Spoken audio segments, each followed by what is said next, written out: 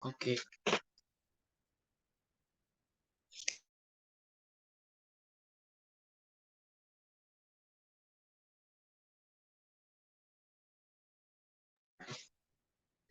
Kita lanjut pembahasan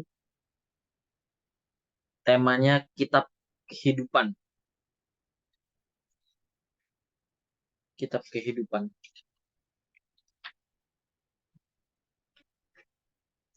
Kalau kita perhatikan ya, di dalam Wahyu terdapat 2 ayat yang mengesankan bahwa ada orang-orang yang namanya tidak pernah tertulis dalam kitab kehidupan sebelum dunia dijadikan. Kita buka satu-satu ya. Wahyu 13 ayat 8 dan Wahyu 17 ayat 8 juga.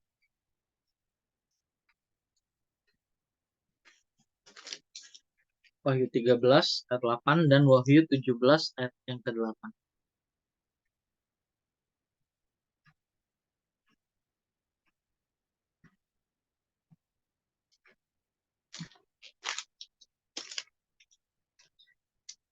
Oke, yang Wahyu 13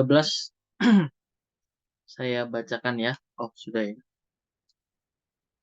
Wahyu 13 ayat 8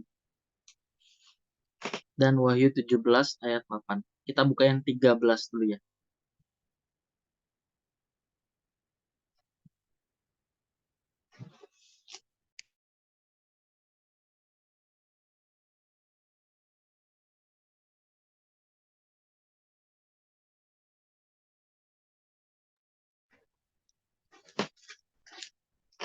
Ada yang mau baca?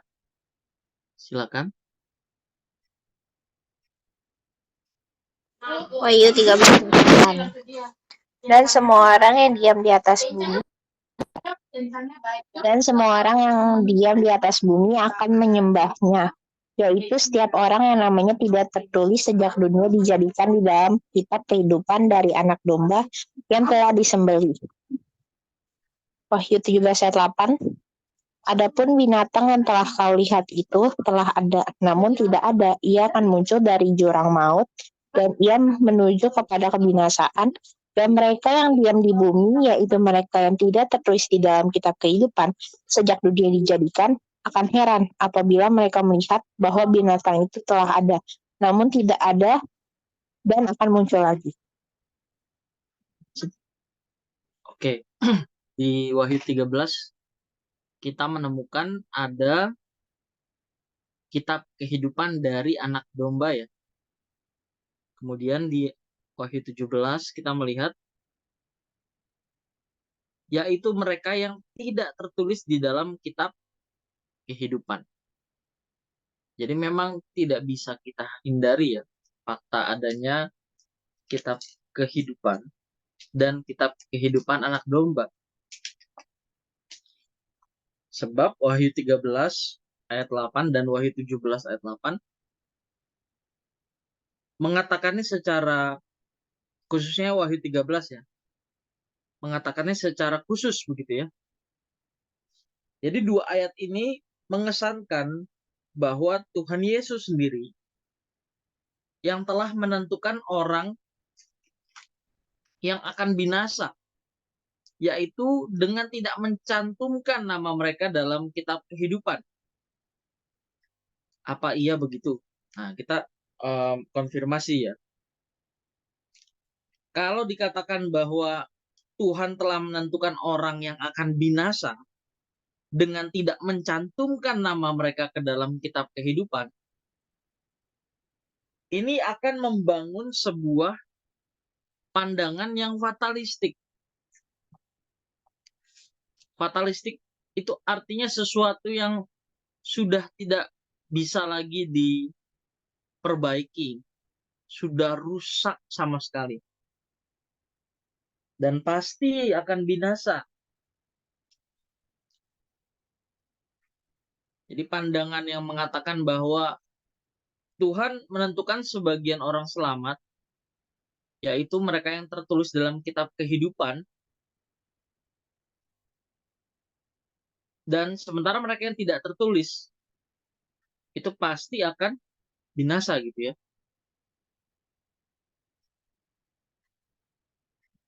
Seakan-akan kita sama saja mau mengatakan bahwa Allah itu diskriminatif. Allah itu sudah menentukan orang untuk binasa sejak dunia dijadikan gitu ya.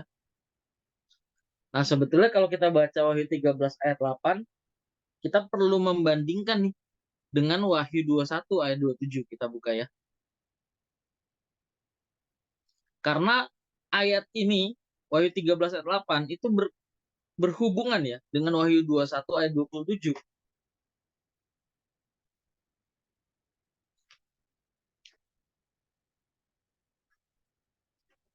Oke, silakan dibaca dulu.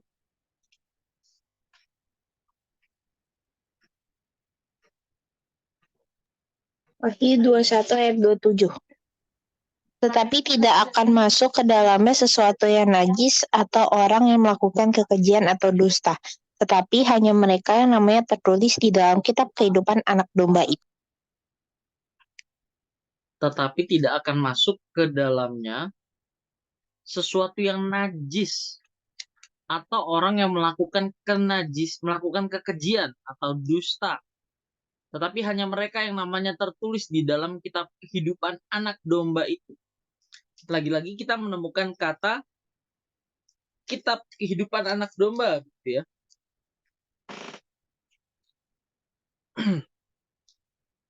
Jadi Wahyu 21 ini sebetulnya ini sedang membicarakan tentang adanya atau proyeksi Yerusalem baru. Yerusalem baru.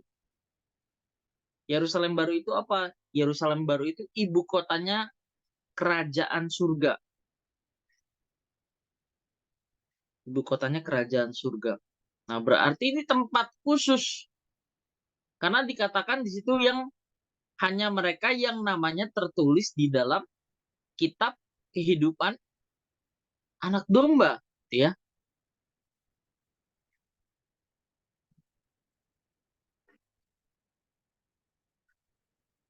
Saya bacakan sekali lagi. Tetapi tidak akan masuk ke dalamnya sesuatu yang najis atau orang yang melakukan kekejian atau dusta, tetapi hanya mereka yang namanya tertulis di dalam kitab kehidupan anak domba itu. Jadi mau tidak mau sebetulnya kita membandingkan Wahyu 13 ayat 8, Wahyu 17 ayat 8, dan kemudian setelah kita membuka Wahyu 21 ayat 27, ini bukan mau mengatakan bahwa orang yang namanya tidak tertulis dalam kitab kehidupan itu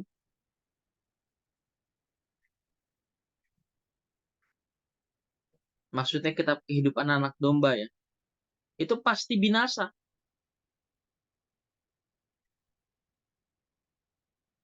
Jadi orang yang tidak pernah tertulis di dalam kitab kehidupan sebelum dunia dijadikan, itu pasti binasa gitu ya. Nah, kita perlu memahami konteksnya dulu.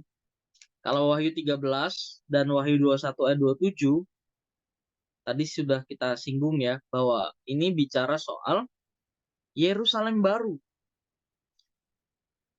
ibu kota kerajaan surga. Jadi hanya orang-orang yang menjadi anggota keluarga kerajaan yang bisa tinggal di sana. Tidak semua orang bisa masuk ke dalam sana. Ini menunjukkan bahwa Wahyu 13 ayat 8 dan Wahyu 17 ayat 8 tadi, yang di awal kita buka, ada hierarki di dalam kerajaan surga. Nah, mungkin teman-teman juga pernah bertanya ya, kalau agama Kristen sama dengan agama lainnya, semuanya masuk surga gitu ya. Maksudnya di luar Kristen bisa masuk surga. Ya, meskipun ini ya, tentu melalui Kristus juga. Untuk apa kita jadi Kristen, begitu kan? Kalau pada akhirnya semua orang bisa masuk surga, tentu tadi ya, dengan pengorbanan Kristus. Kristen masuk surga karena pengorbanan Kristus, tapi dituntut untuk lebih memiliki standar keserupaan seperti Tuhan Yesus atau sempurna, tidak bercacat, tidak bercela. Sementara mereka yang di luar Kristen tidak mempercayai Tuhan Yesus juga bisa masuk surga, tetapi tidak dituntut seperti orang percaya. Nah, pasti kita protes gitu ya. Tentu kebenaran itu bukan bukan berpihak gitu ya. Artinya, wah, karena kita protes makanya jadi menyesuaikan gitu. Konformis, bukan ya. Tapi maksudnya kita mau mempertanyakan, kalau orang di luar Kristen itu bisa masuk surga sekalipun harus melalui pengorbanan Kristus. Untuk apa kita orang Kristen mengimani Tuhan Yesus kalau semuanya bisa masuk surga? Berarti cukup percaya aja bisa dong, gitu kan? Nah, jawabannya sebetulnya ada di pembahasan kita sekarang. Wahyu 13 ayat 8 dan Wahyu 21 ayat 27 dibandingkan dengan Wahyu 17 ayat 8, ini menunjukkan adanya kenyataan hierarki di langit baru bumi baru nanti. Yaitu orang-orang yang dipilih oleh Tuhan Yesus, yang dipanggil dan dipilih ya. Karena banyak yang dipanggil, sedikit yang dipilih gitu ya. Yaitu orang percaya, orang Kristen yang ditargetkan menjadi anggota keluarga kerajaan yang akan memimpin bersama-sama dengan Tuhan Yesus, yang akan dimuliakan bersama-sama dengan Tuhan Yesus. Dimuliakan artinya diberikan kesempatan untuk memimpin, diberi kedudukan khusus untuk memimpin bersama-sama dengan Kristus. Nah, sementara satu lagi adalah anggota masyarakat biasa. Siapa? Yaitu mereka yang di luar Kristen atau orang Kristen yang tidak mencapai target serupa seperti Tuhan Yesus ya. Jadi mereka tetap bisa masuk ke dalam langit baru bumi baru. Nah, ini sekaligus menjawab pertanyaan tadi ya. Kalau orang Kristen masuk langit baru bumi baru atau yang orang awam sering disebut sebagai surga, dan orang di luar Kristen juga bisa masuk ke dalam langit baru bumi baru atau yang disebut sebagai surga, meskipun harus melalui korban Tuhan Yesus. Untuk apa kita mengimani Tuhan Yesus gitu kan? Seperti pemahaman Kristen progresif yang baru-baru ini viral gitu ya. Kalau orang sebaik ini masuk neraka, ya gue lebih baik gue juga masuk neraka gitu kan. Tuhan itu maha kasih gitu ya. Tuhan itu tidak mungkin menghukum orang, membinasakan orang gitu ya. Nah, tentu pemahaman ini perlu kita kritisi ya. Semua orang berkat pengorbanan Kristus, ini saya ulang-ulang terus ya. Karena pengorbanan Kristus itu, mereka bisa dihakimi.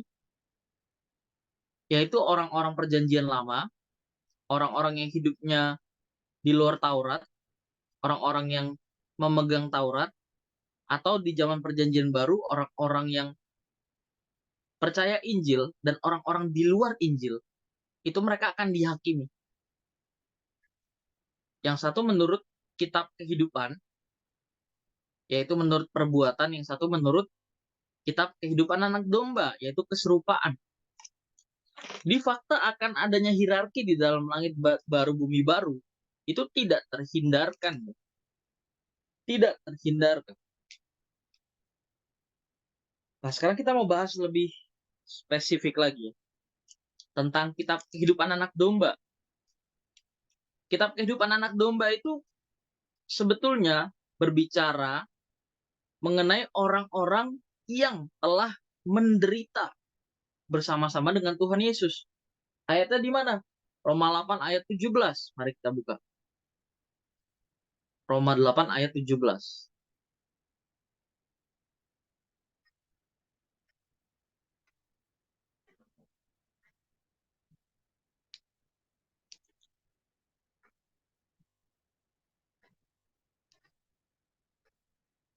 Oke, silakan. Siapa mau baca? Roma 8 ayat 17. Dan jika kita adalah anak, maka kita juga adalah ahli waris. Maksudnya, orang-orang yang berhak menerima janji-janji Allah yang akan menerimanya bersama-sama dengan Kristus, yaitu jika kita menderita bersama-sama dengan Dia, supaya kita juga dipermuliakan bersama-sama dengan Dia. Yes, anak di situ menurut Roma 8:14 adalah orang-orang yang dipimpin oleh Roh Kudus, oleh Roh Allah, yaitu orang-orang, syaratnya di situ apa? Menderita ya, yaitu jika kita menderita bersama-sama dengan Tuhan Yesus. Mereka lah yang berhak menerima janji-janji Allah, yang akan menerimanya bersama-sama dengan Kristus, supaya kita juga dipermuliakan bersama-sama dengan Dia. Dipermuliakan tadi artinya apa?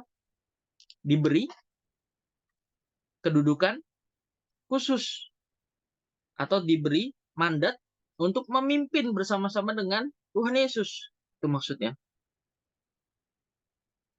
Jadi kitab kehidupan anak domba hanya memuat orang-orang yang telah menderita bersama-sama dengan Tuhan Yesus, yang juga dimuliakan bersama-sama dengan Tuhan Yesus. Nah, mereka atau kita adalah orang-orang yang mengalami berkat sepenuh dari korban Tuhan Yesus di kayu salib. Karena pengorbanan Tuhan Yesus di kayu salib itu poinnya bukan hanya menebus saja, tetapi poin utamanya adalah mengembalikan manusia ke rancangan semula. Jadi, kita sebagai orang percaya, orang Kristen, adalah orang-orang yang memiliki karunia sulung roh atau kesempatan untuk dikembalikan ke rancangan semula.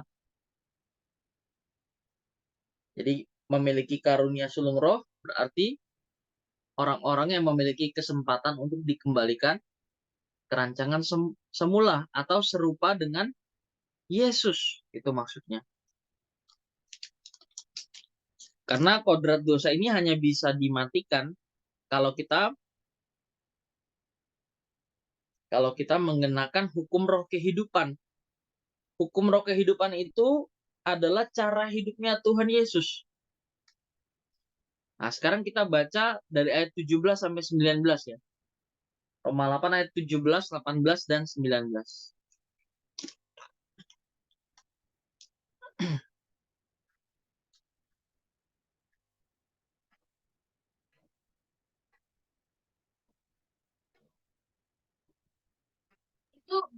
Roma 8 ayat 17 sampai 19. Dan jika kita adalah anak, maka kita juga adalah ahli waris, ya, maksudnya orang-orang yang berhak menerima janji-janji Allah yang akan menerimanya bersama-sama dengan Kristus, yaitu jika kita menderita bersama-sama dengan Dia, supaya kita juga dipermuliakan bersama-sama dengan Dia. Pengharapan anak-anak Allah. Sebab aku yakin bahwa penderitaan zaman sekarang ini tidak dapat dibandingkan dengan kemuliaan yang akan dinyatakan kepada kita. Sebab dengan sangat rindu, seluruh makhluk menantikan saat anak-anak Allah dinyatakan. Lanjut. Oh, sudah ya. Oke.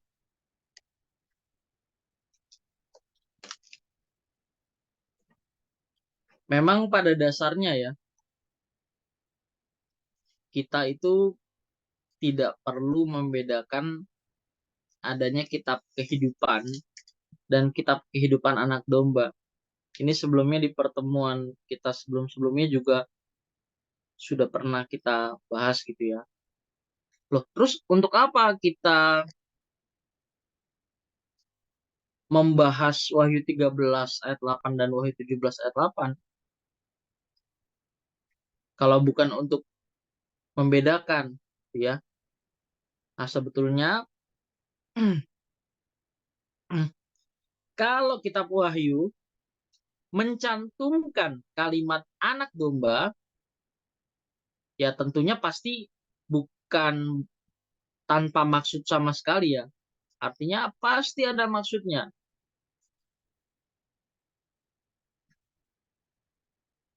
Tentu maksud dari adanya kitab kehidupan dan kitab kehidupan anak domba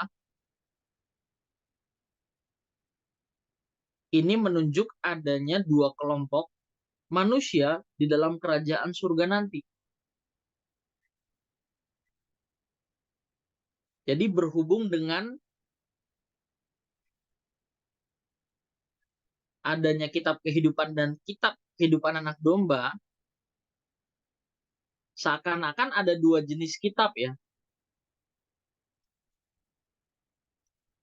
Ya memang kitab ini bukan buku ya, bukan dua buah buku gitu ya. Tapi maksudnya adalah menunjukkan kenyataan adanya hierarki di kerajaan Allah. Adanya hierarki di kerajaan Allah. Yaitu kenyataan adanya anggota masyarakat dan anggota keluarga kerajaan. Yaitu yang memerintah bersama-sama dengan Kristus atau yang dimuliakan bersama-sama dengan Kristus. Nah, memang dalam perjanjian baru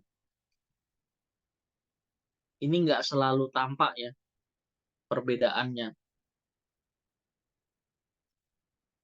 Kalau ditinjau dari penulisan. Karena kadang-kadang kata kitab kehidupan sebetulnya juga bisa mengacu pada kitab kehidupan anak domba. Nah, maka kita harus teliti sih. Kita mesti teliti bacanya. Konteksnya apa? Konteks itu artinya ayat sebelumnya dan ayat sesudahnya apa. Faktanya memang ada orang-orang yang nggak pernah berkesempatan untuk menjadi umat pilihan. Artinya tidak memiliki kesempatan untuk mendengarkan Injil dan dikembalikan ke rancangan semula. Nah, mereka ini adalah orang-orang yang sejak semula namanya tidak tertulis dalam kitab kehidupan. Maksudnya, kitab kehidupan anak domba. Jadi, kata kitab kehidupan itu juga sebetulnya bisa mengacu ke kitab kehidupan anak domba. Makanya kita perlu jeli ya, perlu teliti bacanya. Kalau misalnya tadi kita baca ya, di Wahyu 13 ya, ayat 8, saya bacakan ya. Dan semua orang yang diam di atas bumi akan menyembahnya, yaitu setiap orang yang namanya tidak tertulis sejak dunia dijadikan di dalam kitab kehidupan anak domba yang telah tersembelih. Oh, berarti mereka binasa dong. Wah, ini harus hati-hati makanya. Tentu tidak demikian ya.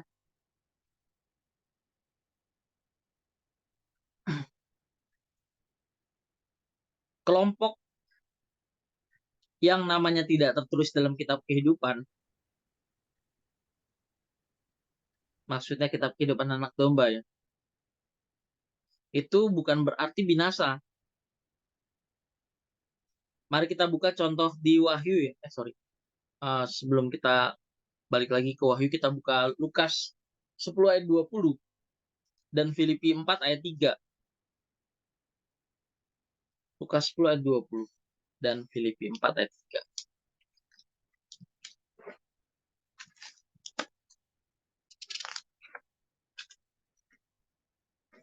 Setelah itu nanti baru kita buka Wahyu 3 ayat 5 ya.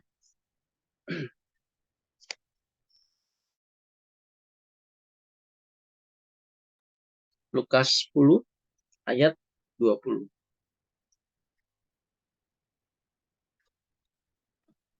Baca yang mana dulu, Kak? Yang Lukas dulu. Lukas dulu. Oke. Lukas 10 ayat 20. Namun demikian janganlah bersukacita karena roh-roh itu takluk kepadamu, tetapi bersukacitalah karena namamu ada terdaftar di surga. Filipi 4 ayat 3. Bahkan sabar, sebentar dulu. Oh, sabar.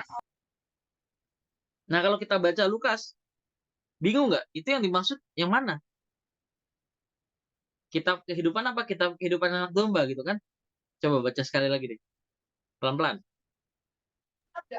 Namun demikian, janganlah bersukacita karena roh-roh itu takluk kepadamu. Tetapi bersukacitalah karena namamu ada terdaftar di sorga. Iya. Nah, ini bicara apa? Bicara siapa? Nah, kita buka di Filipi 4 ayat 3 baru ya.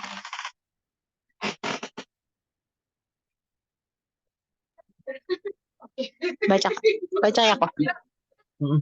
Bahkan kuminta kepadamu juga, Sugos, temanku yang setia, tolonglah mereka. Karena mereka telah berjuang dengan aku dalam pekabaran Injil. Bersama-sama dengan Clemens kan ya? Dan kawan-kawanku sekerja yang lain. Yang nama-namanya tercantum dalam kitab kehidupan. Nah, kalau kita perhatikan ya, Sugos dan teman-temannya Paulus, mereka itu orang-orang yang berjuang loh.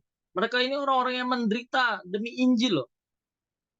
Di situ dikatakan kan kitab kehidupan ya. Ini yang tadi sebelum kita bahas. Kitab kehidupan sebetulnya juga bisa mengacu pada kitab kehidupan anak domba. Tergantung pada konteksnya gitu ya. Nah, kalau kita perhatikan di Filipi 4 ayat 3, kitab kehidupan di sini kira-kira mengacu yang mana?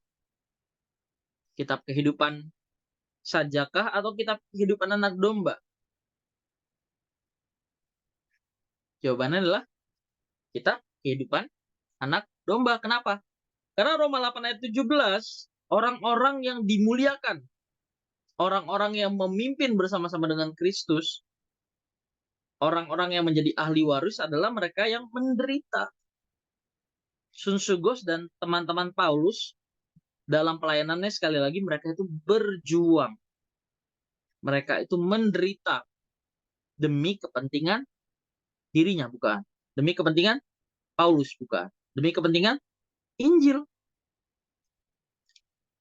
Nah, maka nama mereka tentu tertulis dalam kitab kehidupan anak domba. Sekarang kita buka di Wahyu 3 ayat 5. Ini ayat familiar ya. Barang siapa menang, dia akan dikenakan pakaian putih, gitu ya. Coba kita buka.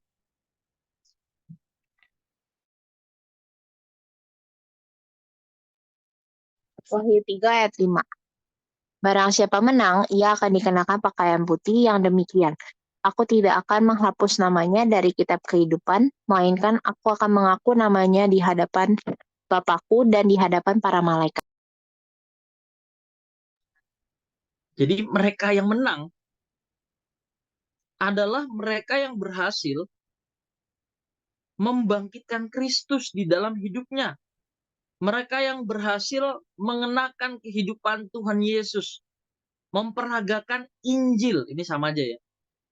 Mereka yang menjadi corpus delicti untuk kepentingan Tuhan. Tuhan Yesus akan mengaku nama-nama tertentu, di situ dibilang ya. Melainkan aku akan mengaku namanya di hadapan Bapakku dan di hadapan para malaikatnya. Tadi kan Wahyu 3 ayat 5 kita udah baca ya.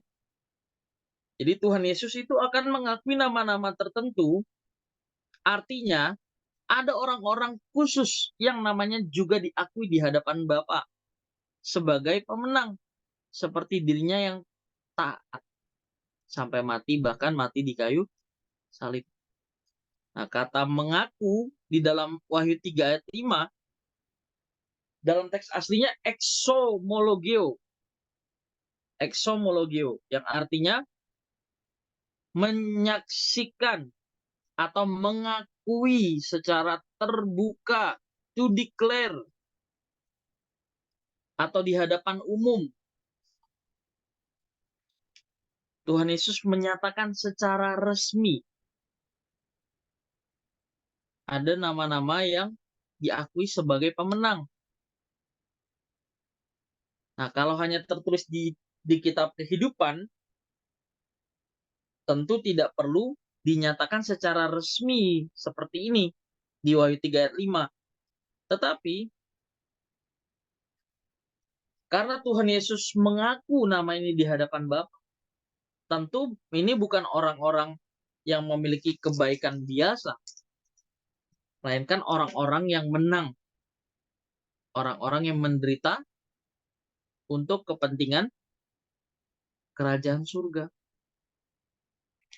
Nah, maka mau tidak mau akhirnya kita perlu membedakan antara kitab kehidupan dan kitab kehidupan anak domba. Nah, kalau boleh jujur kan, sebetulnya nggak banyak orang yang mengalami kemenangan seperti kemenangan yang dialami Tuhan Yesus kan. Sehingga nama-nama yang tertulis dalam kitab kehidupan anak domba sebetulnya juga nggak banyak. Kalau kita lihat dalam pernyataan Tuhan Yesus dalam Matius 22 ayat 14, di sana dinyatakan kan, banyak yang dipanggil, sedikit yang dipilih, gitu ya.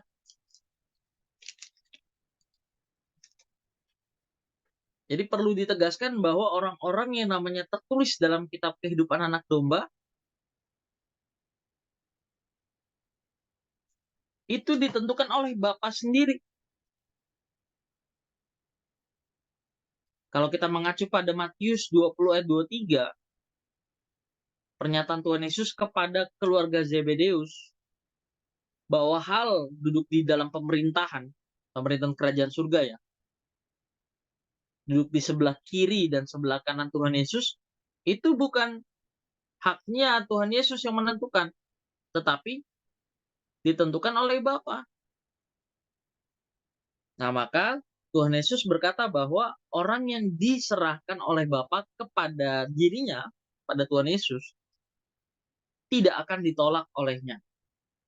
Artinya Tuhan Yesus hanya menerima apa yang ditentukan oleh Bapa. Bukan Tuhan Yesus sendiri yang menentukan. Tentu ini bukan hanya sekedar penentuan semata ya. Tapi Allah melihat respon kita sebagai orang-orang pilihannya. Kita orang pilihan betul. Kita orang yang dipanggil betul. Tapi yang dipanggil belum tentu dipilih loh. Belum tentu terpilih loh. Nah, ini yang mesti kita renungkan dan kita perjuangkan. Jadi jangan sampai kita hanyut dalam kegiatan yang tidak membangun kerohanian sampai kita lupa bahwa kita punya perlombaan ini. Kalau ada kegiatan, ada hal-hal yang membuat kita lebih tertarik dengan yang lain daripada Tuhan. Kita harus berani memilih. Kita harus berani meninggalkan. Kita harus berani memangkas ya kegiatan-kegiatan yang merusak kerohanian kita. Mumpung kita masih punya kesadaran untuk berubah. Kalau kita udah terlalu jauh, kita udah hanyut dalam kesibukan, pergaulan, pekerjaan, di dalam misalnya nanti sudah menikah ya, dalam hubungan keluarga, jangan sampai lupa panggilan ini. Jangan sampai lupa.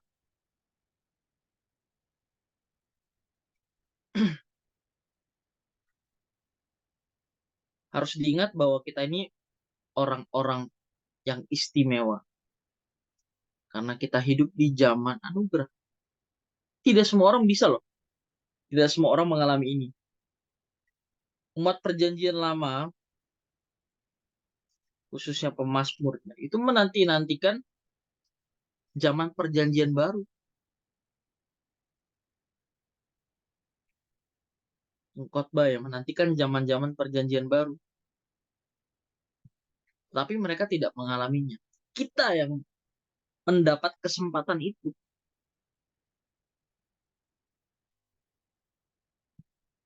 Kita bisa mendengar Injil dengan benar, dengan lengkap, dan kita memiliki potensi jasmani dan rohani untuk bisa diproses menjadi umat pilihan. Jadi nggak banyak orang yang punya kesempatan ini. Maka kita disebut sebagai umat pilihan. Tapi sekali lagi, umat pilihan belum tentu terpilih ya, menjadi orang yang sempurna seperti Tuhan Yesus, sehingga layak dimuliakan bersama-sama dengan Dia. Yang layak dipermuliakan bersama-sama dengan Dia, Roma 8:17, adalah mereka yang menderita bersama-sama dengan Tuhan Yesus. Jadi, sebutan dua kitab, baik kitab kehidupan maupun kitab kehidupan anak domba, sebetulnya tidak bermaksud menunjuk adanya dua buku, tetapi mengacu pada adanya kenyataan dua kelompok manusia, yaitu mereka yang dimuliakan bersama-sama dengan Tuhan Yesus sebagai anggota keluarga kerajaan, dan mereka yang menjadi anggota masyarakat biasa. Ya, memang Alkitab nggak membuat perbedaan secara mencolok sih.